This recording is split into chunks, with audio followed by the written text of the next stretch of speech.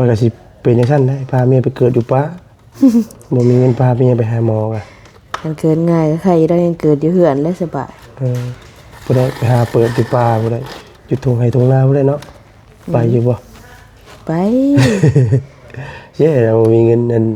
พาเมียไปหาหมอแล่นไปพาพุ่นแล้วเจ็บท้องกูมื้อนี้ก็ยังอุกใจอยู่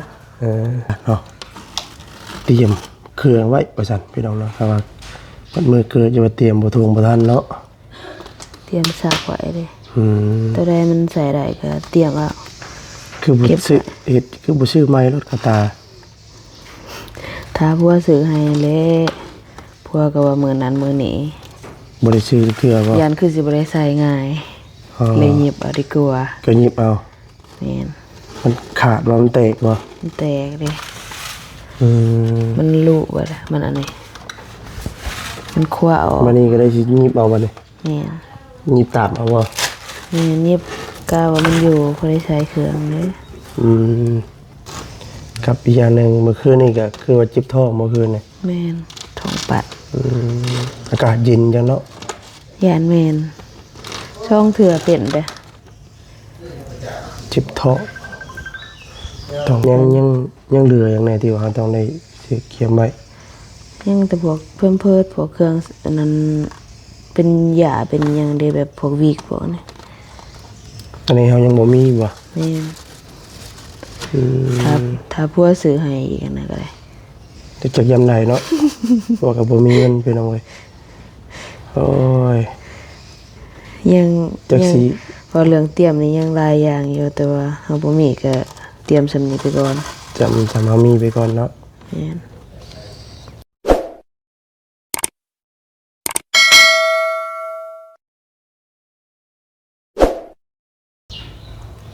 พี่น้อยเนาะตัดภาพมามื้อนี้พี่น้อยเห็นเมีย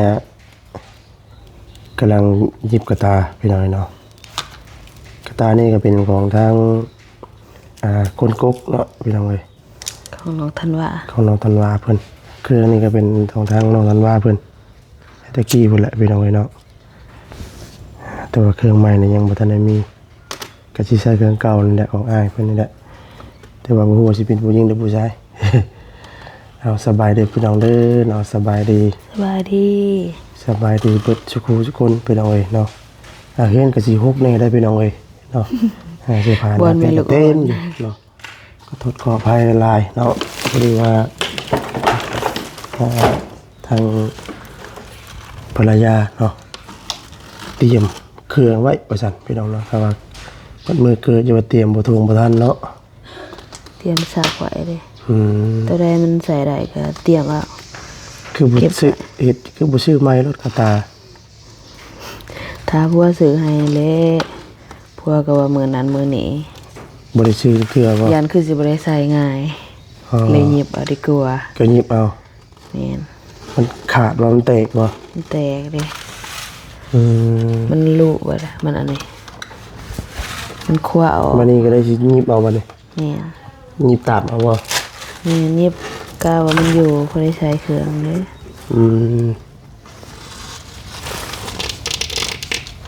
มื้อนี้ก็บ่ได้ไปเวียกเลยพี่น้องเอ้ยเนาะพอดีมื้อนี้ก็อยู่เฮือนพี่น้องเอ้ยเนาะพอดีว่าหมอมีมันนี่พี่น้องเอ้ยเนาะก็เลยบ่ได้ไปเวียกไปงานทางใดพี่น้องเอ้ย กับอีกอย่างนึงก็ยังอายุพี่น้องเอ้ยเนาะเสียงกันยังแหบอยู่กับอีกอย่างนึงเมื่อคืนนี่ก็คือว่าจิบท้องเมื่อคืนนี่แม่นท้องปัดอากาศเย็นจังเนาะย่านแม่นช่องเถื่อเป็นเด้อจิบท้องต้องปั่นพี่น้องเอ้ยพี่น้องเอ้ยเนาะมันสิอยู่บ่มันขน้อยแท้โมเมนต์ลวดเนาะใช้ลวดไว้ให้มันเกาะเสื้อผ้าหน้าเพมีสำนีบ่เครื่องแม่นกับผ้าแพร่นี่เด้3พื้นบัดนี้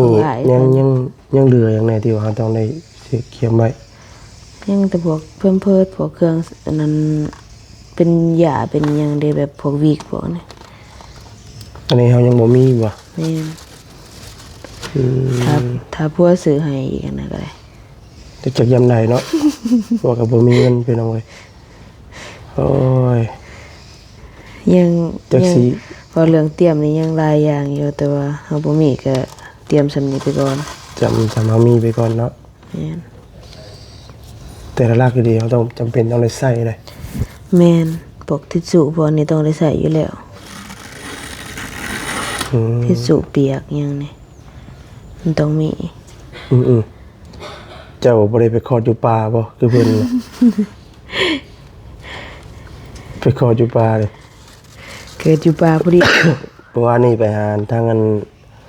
น้องนกเพิ่นเอาไว้เนาะเพิ่นน่ะเพิ่นไปคลอดอยู่ป่าว่าซั่น แม่นแล้วบางคนเขาจะเอาไปเกิดอยู่ป่าได้ อ่า เพราะว่าหลีกเลี่ยงอิหยังการผิดกรรมอิหยังเด้ มันเป็นฮิตพิษของประเพณีเพิ่นว่าซั่นแต่คนทุกคนต้องไปเกิดอยู่ป่าแต่ว่าเกิดยากนี่ต้องได้ไปเกิดอยู่ห้องหมอว่าซั่น ไผสิตัดสาเหตุหยังให้นี่ ก็ญาติพี่น้องนี่แหละ เออได้ยินแต่เขาเว้าคือกันได้นี่ก็ อืม บ่เคยดอกทางบ้านก็ลายแต่ไปเกิดอยู่ห้องหมอ แม่นบ่ มีแต่แบบว่าคันผู้ใดเขาเกิดง่ายแบบเขาเจ็บแฮงเฮ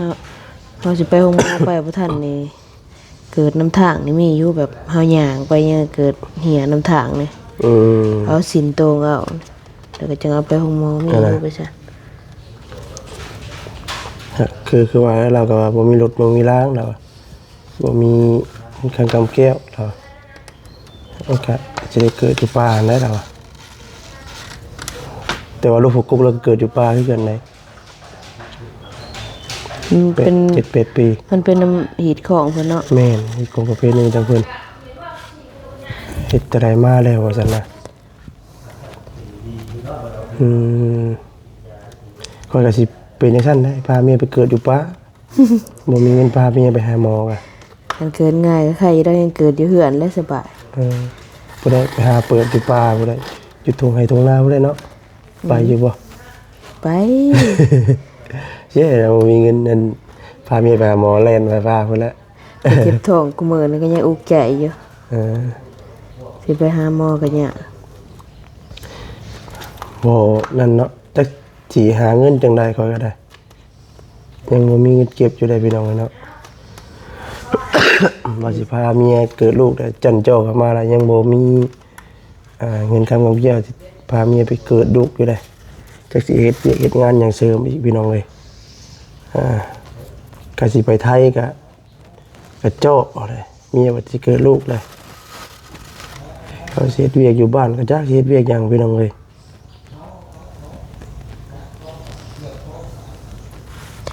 ยิบไปยิบมากก็งงละเว้นนั่นน่ะเว้นหึงว่ะ ในตะกอนเฒ่าเนาะ เท่าแล้วลูกซองแล้วอ่ะแต่ว่าสลีเลยยังหนุ่มอยู่ผมกับขาวพุ่นล่ะ น่ะ หมอนั่นนี่ก็แต่เอื้อยพากให้ อืม แต่ผู้อายเพิ่นพุ่น เก็บของอันผู้อ้ายได้เนาะพอได้ว่ามีแน่นั่นนึง ใครแต่ว่ามีเครื่องอายแน่ จังน่ะบ่แฮงกำมาได้ของผู้หญิงก็ใส่เสื้อผู้ชายนะกำมาได้ผู้ชาย ผู้ห ก็ ญิงก็ใส่ใส่เครื่องอายคือเก่า แม่นเพราะว่าบ่มีเงินซื้อเครื่องหรือว่าเก็บเอาเพิ่นเอิ้นให้เพิ่นเอิ้นว่าเก็บได้เนาะเป็นหมายว่าซื้อให้เก็บเอา เก็บว่าเครื่องเก่า อืมมีเพิ่มเพิดบ่ยังบ่มีเพิด แม่นทิชชู่พวกทิชชู่ อีกเดือนหน้าแล้วก็คอได้แม่นบ่ ยังอีก อีกจัก เพิ่น มื้ ว่า อ ยังอีกเดือนหนึ่งบ่แต่ว่าเฮาไปแต่วันที่อิหยังวันที่4บ่ที่ คือว่าวันที่25นี่ไปอีกแม่นบ่ แม่น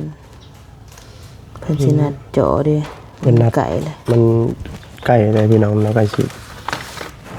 เห็นรูปแล้วพี่น้องเอ้ยเนาะบ่ว่าสิฮู้ว่าเป็นผู้หญิงหรือผู้ชายแล้วพี่น้องเอ้ย บางบอนก็ว่าผู้หญิงติ แม่นบางบอล บางบอลก็ ผู้หญิง ผู้ชาย บางบอลก็ว่าผู้ชายจากที่เชื่อทั้งใดพี่น้องเอ้ย เสื้อตนออกมา บ่ได้ว่าเพิ่นออกมาพุ่นแหละจังสิฮู้ แต่เบิ่งผลงานทางเมียเพิ่นสานกระตาเตรียมไว้กระตานี่ก็แตกพี่น้องแล้วเพราะว่ามาแต่ไทยรถมันทับเนาะ แม่น รถทับก็เลยแตกเครื่องทับกัน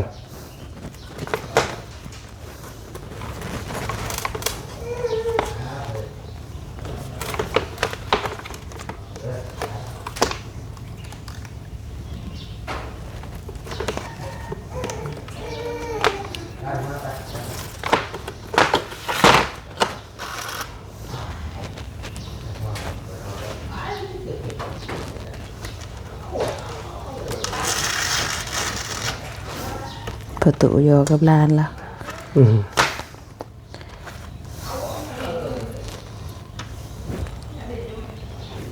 เครื่องพี่น้องเอ้ยทองกับปั้นเมื่อคืนนี้บ่ได้นอน นี่ก็ยังโคโลอยู่ เคยเดิมมาเนาะ มันเป็น ไป ใหญ่ ไปกลัวล่าสุดนี่เป็นจังไดคือว่าทางวาซารีก็บ่ได้ถ่ายคลิปพี่น้องเนาะไปกวดนี่มื้อวันที่หยังก็เอาไป นี่ที่หา ที่5เนาะไปแล้วบ่ได้ถ่ายคลิปพี่น้องเนาะพอดีว่าคนหลาย แม่นคนลายหรือถึงเด็กน้อยถึงผู้ใหญ่เขาไป คน ห ห มอ ลาย ส่วน เรียน เขา ว่า บ่ ลูก ส เพิ่ บาน ย ทางเพจทางหมอเพิ่นกับอีกอย่างหนึงเพิ่นก็บ่ให้ค่อยถ่ายปานใดก็เลยบ่ได้ถ่ายคลิป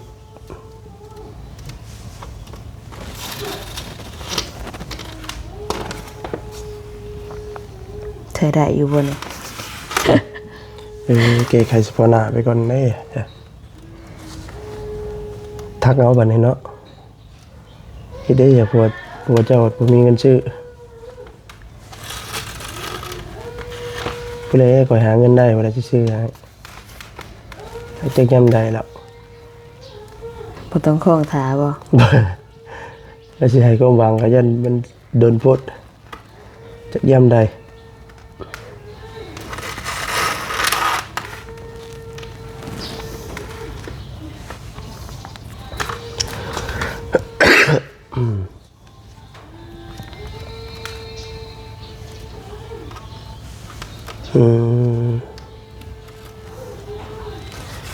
พี่น้องเรามีผ้าห่มมาเพตามนี่แหละพี่น้องเลยแล้วที่นอน เพิ่มนี่ก็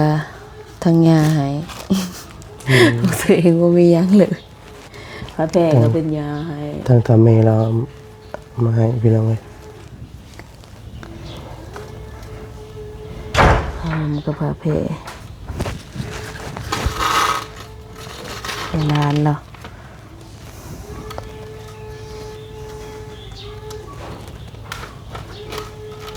แกบ่มีเงินไปหาหมอกับพุ่นแหละพาเมียไปเกิดอยู่ป่าเนี่ยใครอยากอยู่ในป่าอยู่ใกล้ป่าอยู่ เกิดอยู่เฮือนก็ได้อยู่ดอกบ่มีไผอยู่ ฮะ อยู่ไกลหมู่อยู่ ไก่หมูอยู่บ่ อืม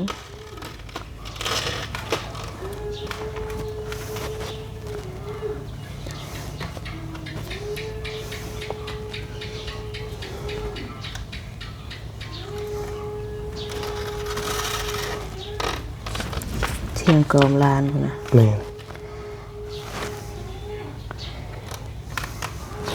พอได้อุ่นแต่น้ำโลกน้ำลานนี่อยู่นี่ก็อยู่ไกลเติบเด้ อยู่ป่าอยู่ดงไปไงกินอ่ะ ก็เลยหยอกลูกหยอกหลานไปเนาะ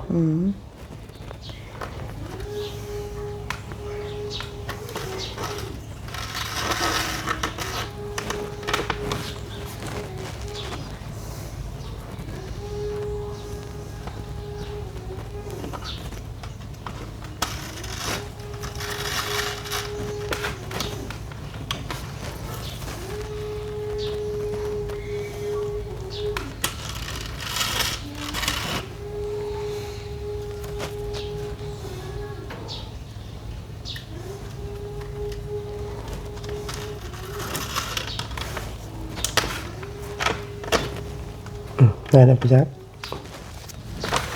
ยังเลือดสาวล ล ง งในทางลมดีกว่าตาไปให้ก็มันยังมุมอันนี้เนาะ พออยู่เด้เวลาใครออกใครเขา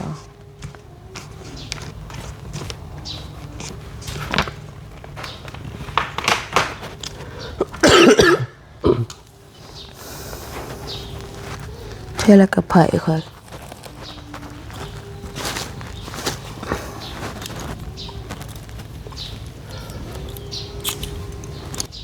เตรียมไว้แล้วก็บัดเที่ยวเกิดปุ๊บปั๊บเกิดก่อนก็มีได้บางเทื่อเนาะเตรียมไว้ตั้งแต่เนิ่นๆเลยพี่น้องเนาะบางคนก็ให้เตรียมไว้ตั้งแต่7-8 เดือนพอ6 เดือน7 เดือนเพิ่นก็เตรียมเพิ่นตื่นเต้นเด้จะเลยบ่ตื่นเต้นบ่อันนี้เฮาตื่นเต้นแต่เฮาบ่มีก็เลยเตรียมหยังบ่ได้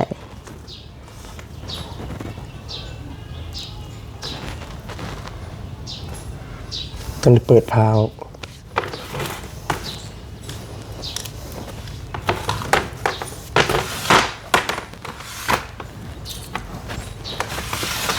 ห้องก็466ก็ได้พี่น้องเด้อเนาะก็ตรวจกองไฟนำแม่นห้องก็โล่งเลยนะพี่น้องเนาะบ่ได้การห้อง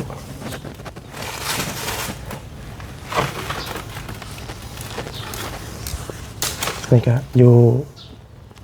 เฮือนน้ำตาพ่อพี่น้องเนาะเฮือนมันก็ดียังบ่มีพี่น้องเอ้ยจากนั้นเราก็พาเมียเราไปอยู่กับต๊อบเลยไปว่าอยู่กับต๊อบไปดีไซน์ก็ไปแหละก็เลยต้องหาซื้อดินซะก่อนบ่มีดินปลูกกระต๊อบได้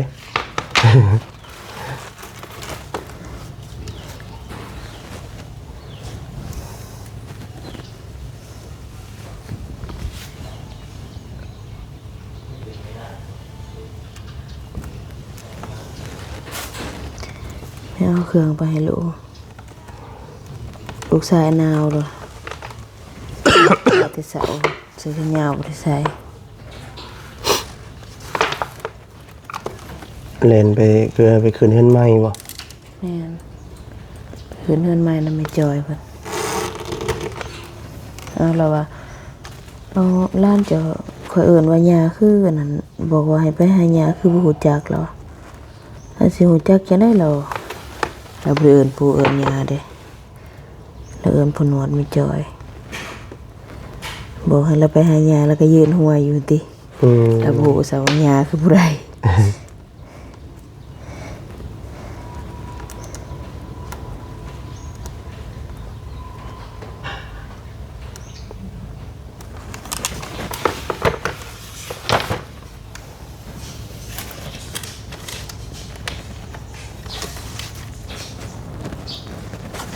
ตัวนี้จะเก่ามันสิปวดได้เด้อเนาะจังบ่จังว่าหักได้จังซี่ให้หางก็ได้หักไปแล้ว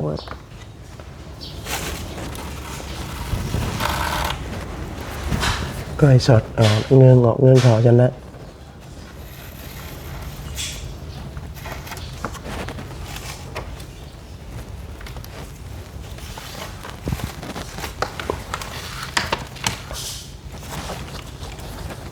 ให้เมียเห็ดได้พี่น้องเนาะ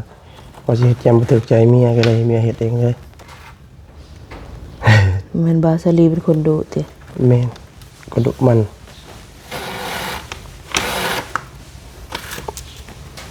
ให้บ่ถูกใจเมียว่า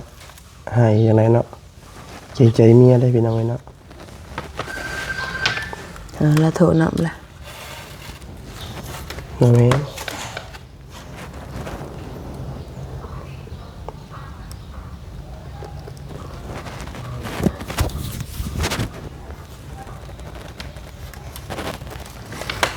เอาเครื่องไปส่งลูกก่อน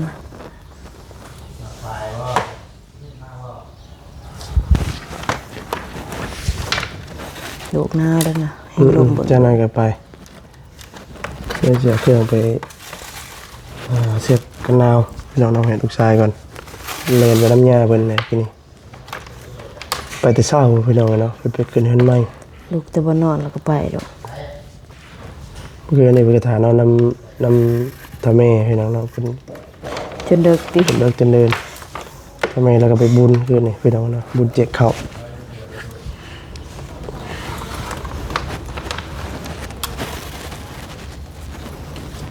อาสาพี่น้องเนาะมีแต่ผิดพลาดประการใดเนาะขออภัยนำใดๆพี่น้องเลยเนาะเดี๋ยวสิขอจบคลิปซะก่อนเนาะพี่น้องเลยเนาะวันนี้ก็มาถ่ายเนาะอัปเดตพี่น้องหน่อยทางพ่อพี่น้องFCรับชมน้ำกันพี่น้องเนาะกับท้องเนาะของเมียพี่น้องทางวัดสะเดเองพี่น้องเนาะแล้วก็เตรียมอุปกรณ์เครื่องเนาะพี่น้องแล้วก็ถือว่ามีเสื้อผ้าหน้าเพศจำนี้แหละพี่น้องเนาะก็มีพอได้อยู่พี่น้องเลย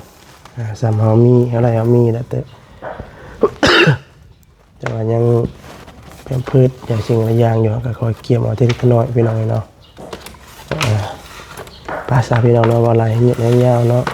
ทำลาพาจากไปก่อนแล้วเนาะสบายดีเด้อเนาะสบายดีพี่น้องเนาะ